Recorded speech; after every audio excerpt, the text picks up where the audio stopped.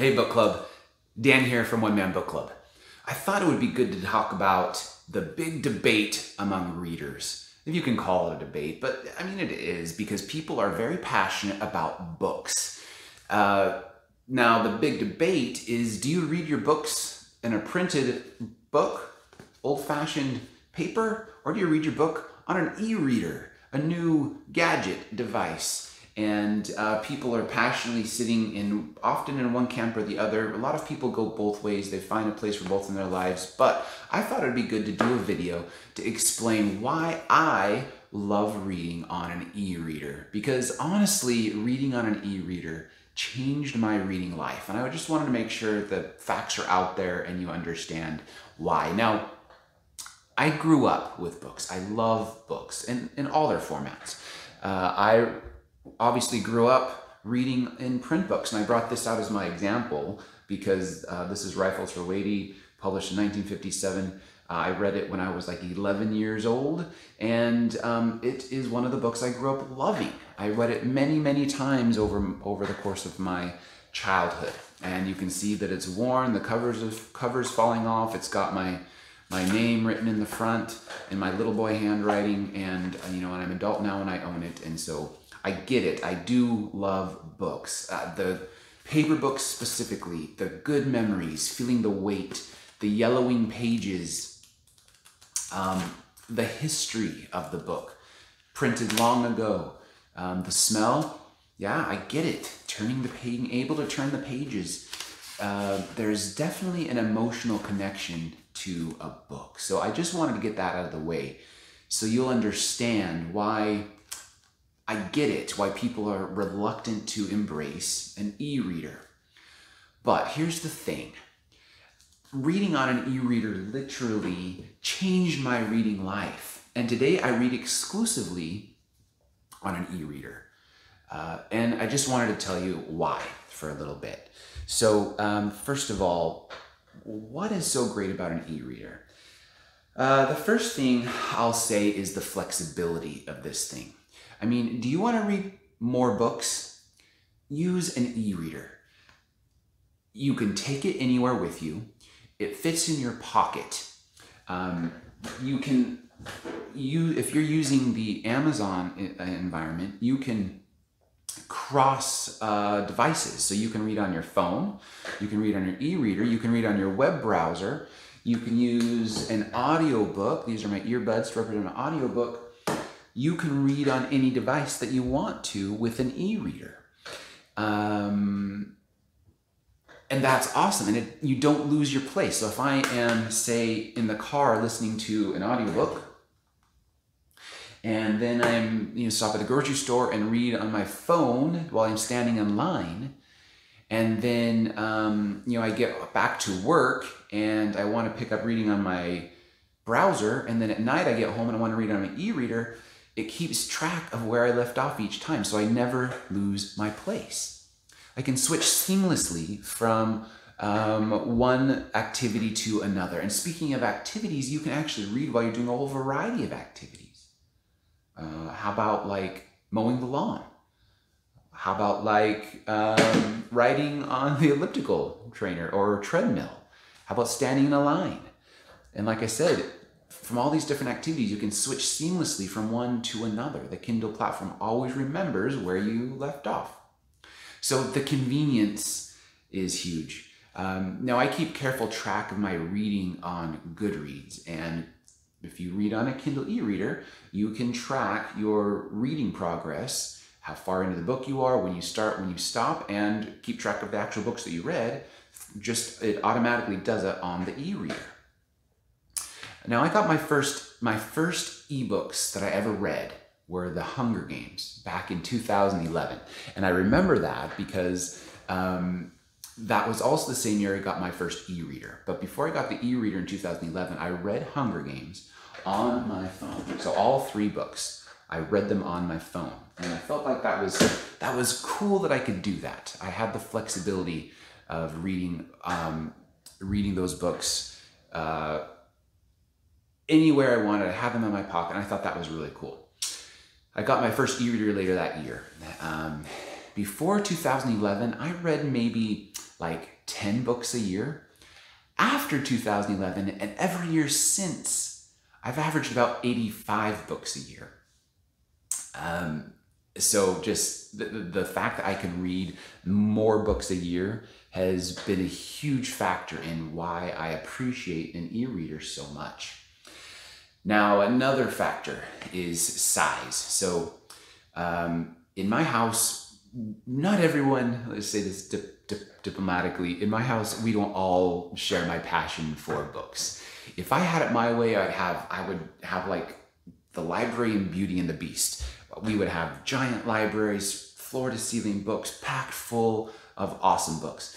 As it is, we have a couple of bookcases. They're used for decorative books, not storing books. If I were to keep stacks of books by a nightstand, that would be frowned upon in my house. And so to keep the peace, I found that an e-reader solves all of the problems. Did you know I could store 22,000 ebooks on my e-reader? 22,000. Now, of course, there's no reason to store 22,000 books on here because you can literally have an endless, literally unlimited, literally no ceiling to the number of books you can keep in your cloud account on Amazon, for example. No ceiling, unlimited space in your library. All of it can fit in my pocket. And that just is crazy to me. So solves all of my problems for where am I going to keep all my books? I keep them right here in my pocket. Thousands, tens of thousands, even literally unlimited number of books in my library, in my pocket. Let's see, what else can this thing do? Oh, have you ever wanted to read in the dark? You want to try this? Let's see if this will work. I'm going to turn off some of my lights for you. I'm going to turn off that light. I'm going to turn off this overhead light so you can get substantially dark. Okay, so it looks like it's dark and you can't see me anymore, but what I'm going to do is I'm turning on my Kindle and I want to show you that while it's dark in here, you can read on this thing. And you're still getting some glare. Oh, there, that's dark. Now you're getting the glare from my phone that's recording. But it's dark in here. You can't see me. But look at that. You can read on the Kindle in the dark. And, oh, by the way, it's not like it's glowing at you. It's just you can see it. And that's what reading on a Kindle is like. Okay, so let me get these lights back on.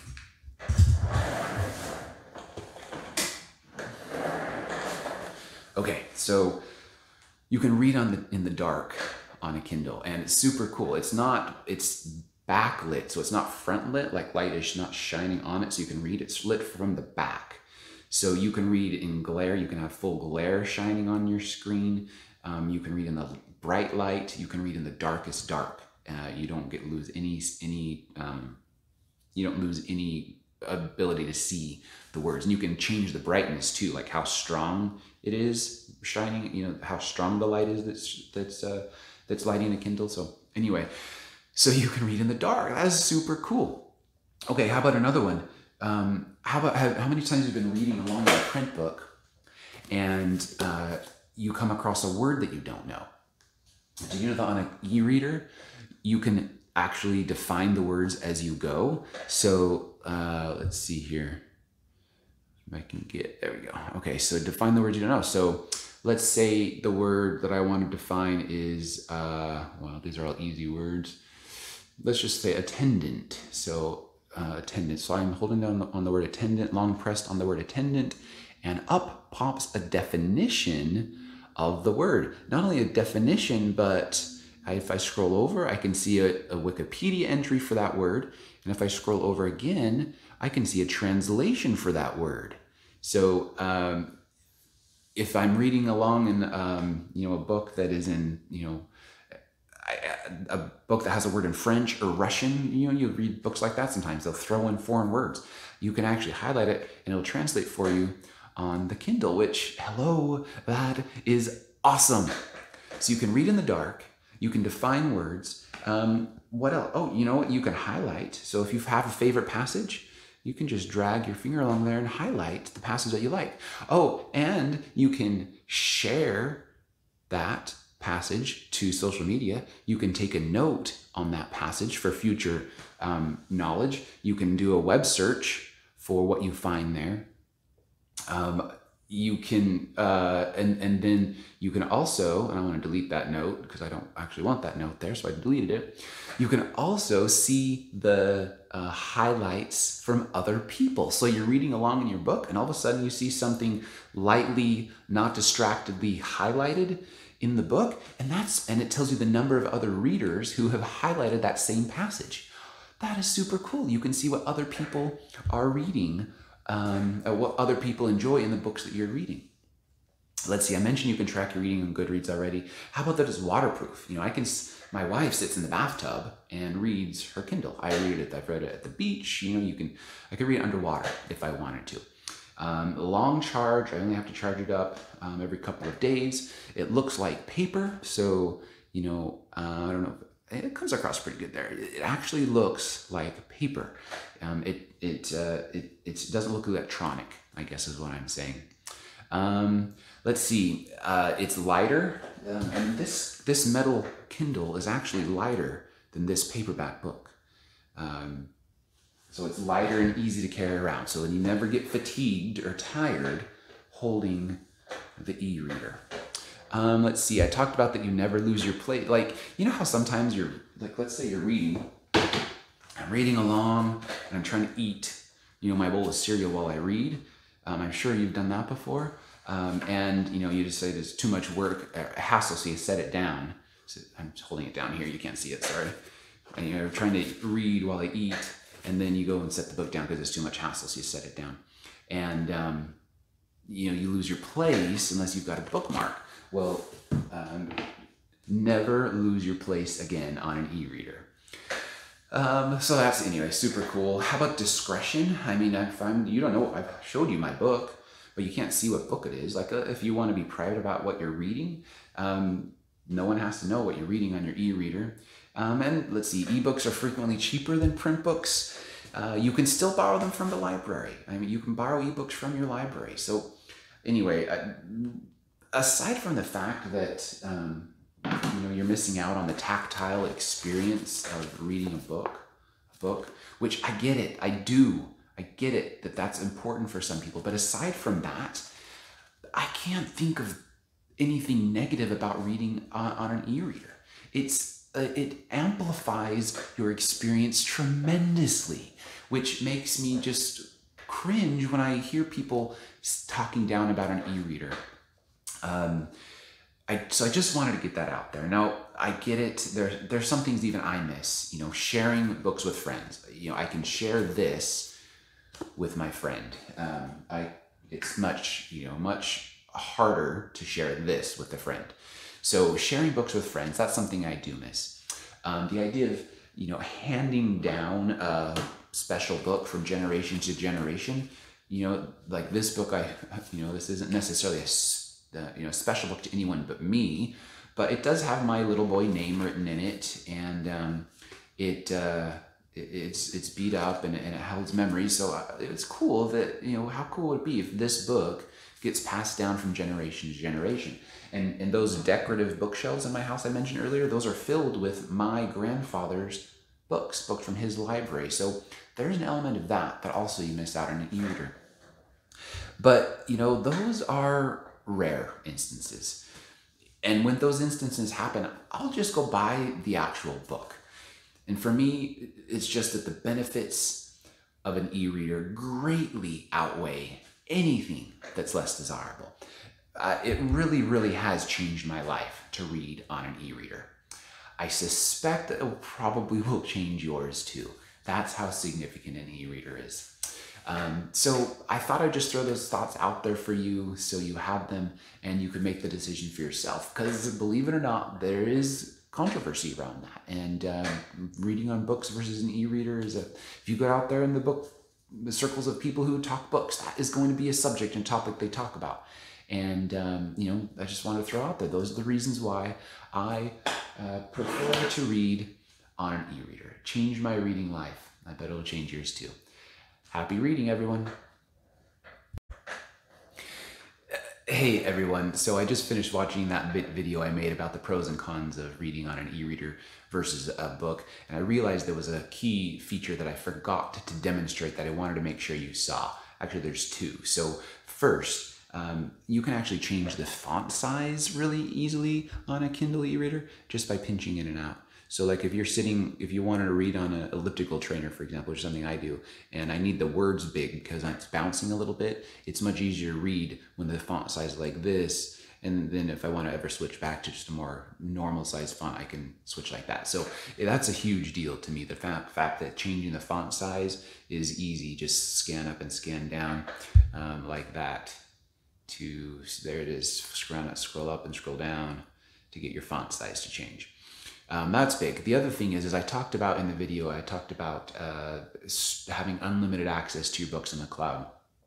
And some of you may be wondering, well, how easy is it to download a book from the cloud to your device? And I just wanted to tell you that it is super, super easy. So, here's my library here, and you can see all and downloaded. So downloaded are the ones on my device. If I choose all right here, so here's all of the books now in my library. You can see there's 207 pages of books in my library. And if I want to download one, I just simply tap it. Let me find one that's not in my library. Okay, so Harry Potter right there. There's Harry Potter. It is not in my library. If I just tap it, it starts downloading it, and there you go. Now it's downloaded. There you go. Downloaded on my device. So that's how easy it is to download from your cloud onto your device, just like that. Okay, that's it. Sorry for the little add-on to the video. Take care, everyone. Happy reading.